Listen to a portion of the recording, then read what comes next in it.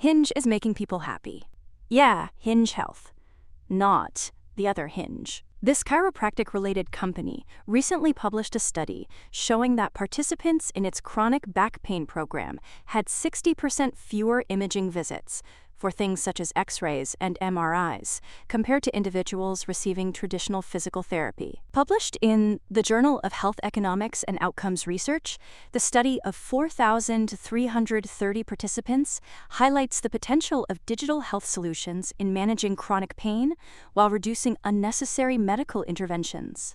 This reduction in imaging could lead to fewer surgeries and better cost management in healthcare. Hinge also strengthened its own financial health, with Q3 revenues reaching $154 million, reflecting a 53% year-over-year increase.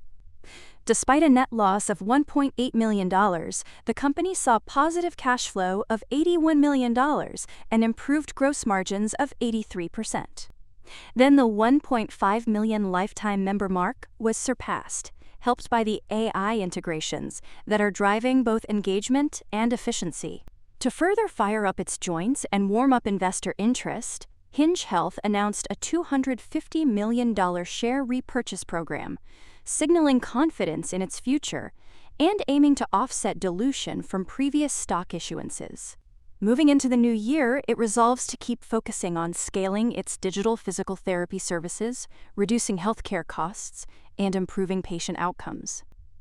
Despite some seasonal slowdowns and challenges related to the scaling of its provider network, Hinge Health is optimistic about its long-term prospects, with strong growth in its client base and a focus on expanding AI in its platform to improve care delivery at scale.